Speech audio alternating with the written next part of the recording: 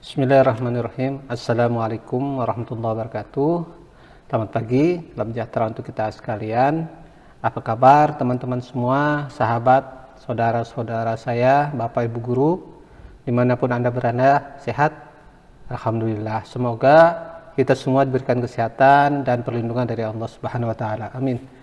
Baik Ibu Bapak yang saya hormati, pada kali ini kita akan membahas bagaimana tips sukses dalam menghadapi seleksi administrasi PPG dalam jabatan tahun 2022. Baik, langsung saja ya. Kita bagikan tipsnya Bapak Ibu. Mudah-mudahan tips ini bisa berguna bagi Bapak Ibu ya, terutama Bapak Ibu guru yang mendaftar yang masih pemula, yang masih belum pernah mendaftar.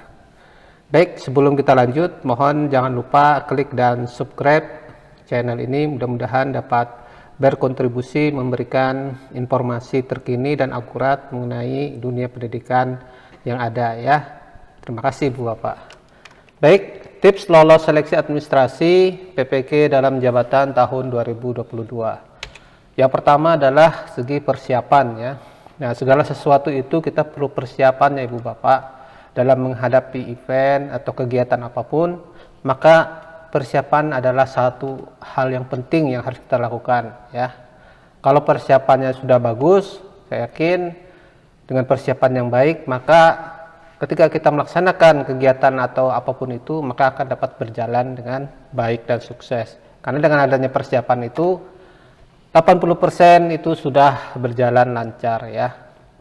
Tapi kalau kita serampangan, maka tanpa adanya persiapan yang matang kita akan menemui kegagalan. Baik, yang pertama Ibu Bapak, kita harus menggalakkan literasi atau budaya baca ya. Nah, mohon maaf Bapak Ibu, saya lihat dan saya amati kita masih darurat literasi ya. Kita lebih senang, budaya kita lebih senang kita bertanya daripada membaca terlebih dahulu ya. Cobalah kita baca. Nah, yang kita baca di sini, apa yang kita baca di sini adalah kita baca dan pahami betul panduan sertifikasi guru PPG dalam jabatan 2022 atau surat edaran yang dikeluarkan oleh Dirjen GTK pada tanggal 4 Januari lalu ya.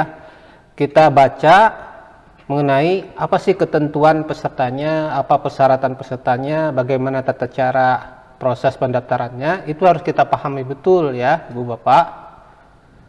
Nah, termasuk kriteria. Nah, kita harus pahami sasaran peserta, apakah kita merupakan sasaran peserta atau bukan ya. Kalau kita sudah merupakan sasaran peserta berdasarkan kriteria atau syarat peserta yang dicantumkan di dalam SE tersebut, maka yakin Ibu Bapak bakal menjadi calon peserta. Kemudian kita juga perlu memahami tata cara pendaftarannya yang benar bagaimana, kemudian jadwalnya jangan sampai kita terlewat ya Ibu Bapak, dan juga linearitas atau kesesuaian antara studi S1 kita dengan mapel atau studi PPG yang ada ya, jangan sampai kita keliru karena ini fatal. Nah, di video saya sebelumnya ada 3 kesalahan fatal yang wajib harus kita ketahui atau kita hindari Ibu Bapak sehingga kita bisa lolos ke dalam seleksi administrasi. Baik Ibu Bapak, yang kedua adalah siapkan berkas yang diperlukan. Nah, berkas yang diperlukan apa? Antara lain kita bisa membaca tadi di dalam surat edaran tadi ya, misalkan ada ijazah S1 kita, kemudian SK pengangkatan awal sebagai guru. Baik Ibu Bapak, yang kedua adalah siapkan berkas yang diperlukan. Berkas apa saja yang diperlukan bisa kita lihat di dalam surat edaran dari Dirjen GTK tadi ya. Nah, antara lain adalah ijazah S1. Nah, ijazah S1 ini ya harus kita siapkan, yang akan kita unggah nanti ya. Bukan kepada transkrip atau nilai kita ya, tapi ijazah S1 yang menunjukkan bahwa kita memang kualifikasinya S1 dengan mapel tersebut ya. Kemudian SK pengangkatan awal sebagai guru, SK pengangkatan awal. Jadi ini apapun SK-nya, apakah itu SK dikeluarkan oleh kepala sekolah atau yang lainnya ya. SK pengangkatan awal kita itu sebagai guru ada ya. Kemudian SK jabatan terakhir 2 tahun terakhir apa 2021 atau 2022. Bagi yang mungkin tidak ada SK jabatannya 2002 ini, maka tetap bisa dipakai tahun 2020 tahun 2021 ya. Kemudian SK pembagian tugas mengajar 2 tahun terakhir, dan ini per semester ya Bapak Ibu. Boleh jadi nanti Bapak Ibu di semester ganjil dapat jam mengajar atau rombel, di semester 2 tidak dapat jam. Nah, ini harus disinkronkan dulu ya. Jadi Bapak Ibu benar-benar aktif selama 2 tahun terakhir itu tanpa ada celah itu yang vakumnya. Jadi betul-betul aktif mengajar, dibuktikan dengan SK pembagian jam mengajar ini dari kepala sekolah. Kemudian kita juga harus memiliki NUPTK. Kita cek nomor NUPTK, ada 12 digit nomor NUPTK Bapak Ibu. Jangan sampai salah 1 digit ya, kita pastikan.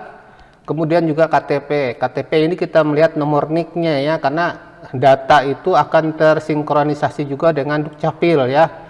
Data nama, alamat dan seterusnya. Jadi satu data ya, di sini semua nanti akan masuk kelihatan. Kemudian untuk surat keterangan bebas narkoba, nafsa atau kelakuan baik, itu nanti saja kita siapkan ketika kita sudah jadi betul menjadi mahasiswa PPG di perguruan tinggi yang akan kita sertifikasi ya. Baik, yang ketiga Ibu Bapak.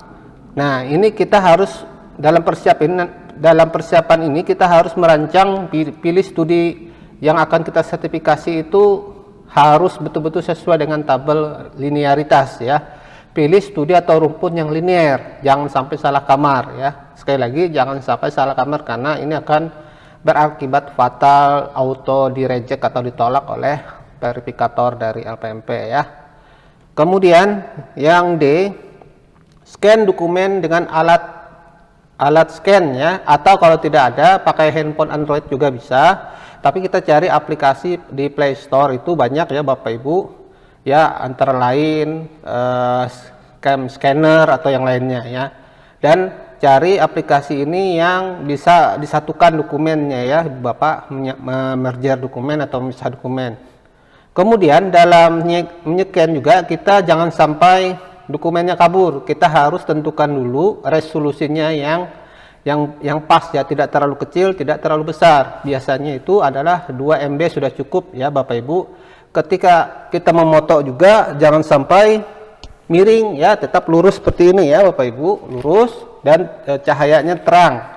Nah, setelah itu kita cek lagi, setelah di-scan kita cek lagi apakah dokumen kita tadi betul utuh kita foto dan terbaca atau tidak ya, tidak rusak atau korup atau kabur ya. Nah, ini harus kita pastikan, kita cek lagi sebelum kita unggah. Nah, ini adalah persiapan yang harus kita lakukan Bu Bapak. Kemudian selanjutnya bagaimana? Yaitu pada proses pendaftaran.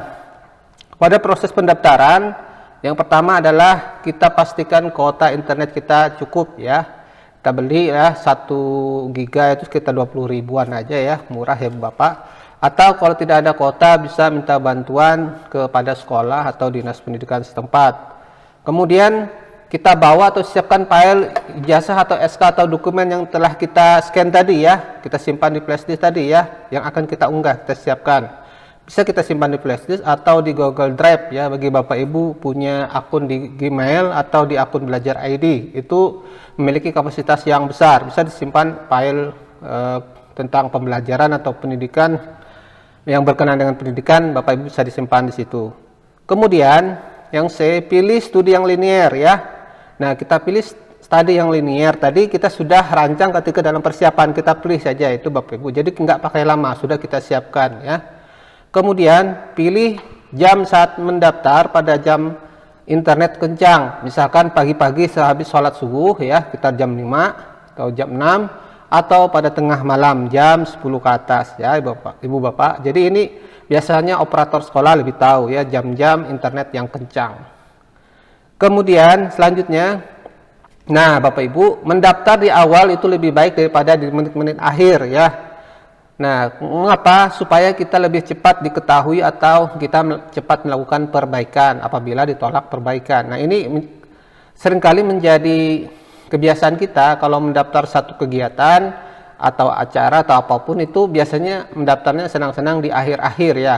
Nah, kita tidak tahu kendala apa yang kita hadapi nanti di akhir-akhir ya. Bisa jadi kita ada kesibukan lain atau lupa atau apa, jadi sebaiknya kita mendaftarnya di awal-awal ya. Ketika dibuka pada tanggal 10, maka Ibu Bapak kalau bisa tanggal 10 itu juga sudah mulai mendaftar. Oke.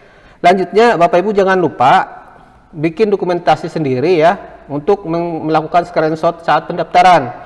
Dan pastikan ketika telah mendaftar itu notifikasinya mendaftarnya kita screenshot juga ya sebagai bukti atau dokumentasi kita. Baik Ibu Bapak, ini adalah proses pendaftaran. Kemudian yang ketiga atau yang terakhir yaitu setelah pendaftaran apa yang kita lakukan. Yang pertama adalah Ibu Bapak harus proaktif atau berkala memantau akun SIM PKB dan PPG Bapak Ibu ya. Memantaunya di mana? Memantaunya di akun SIM PKB atau PPG melalui laman PPG. Di medsos itu ada 5 ya medsos yang dipublish oleh Kemdikbud ya, terutama PPG ini, yaitu ada di Twitter, ada di Facebook, ada di IG, ada di internet ya. Kemudian terus berkomunikasi dengan rekan guru yang mendaftar dan petugas Sargur di Diknas ya. Terus ya kita harus menjalin komunikasi yang baik, kita harus proaktif dengan rekan-rekan guru yang senasib, seangkatan yang sama-sama mendaftar, dan terlebih kepada petugas sertifikasi guru yang ada di Diknas. Mengapa? Karena kita dari awal hingga terakhir nanti memerlukan informasi dari petugas Sergur di Diknas ini ya. Jadi jangan kita cuek saja atau sombong kepada petugas di Diknas ya. Kalau bisa kita memiliki nomor kontak yang bisa dihubungi dari pengelola Sergur di Diknas. Jadi kita bisa berkonsultasi kepada mereka ya, kan mereka juga adalah atasan kita juga, orang tua kita. Baik, selanjutnya adalah kita proaktif membuka informasi di media sosial atau grup Sergur dan mengikuti grup Sergur resmi PPG Kemdikbud baik di laman dan di IG ya, di IG Instagram. Nah, kita klik situ menjadi member, jadi anggotanya, dan kita klik situ tombol notifikasi apabila ada info terbaru ya, jadi otomatis nanti diberitahukan. Baik Ibu Bapak, demikian yang mungkin dapat saya sampaikan. Mudah-mudahan bermanfaat, tetap sehat, tetap semangat ya. Semoga Ibu Bapak semua sukses semuanya dan senantiasa diberikan kesehatan. Terima kasih. Assalamualaikum warahmatullahi wabarakatuh.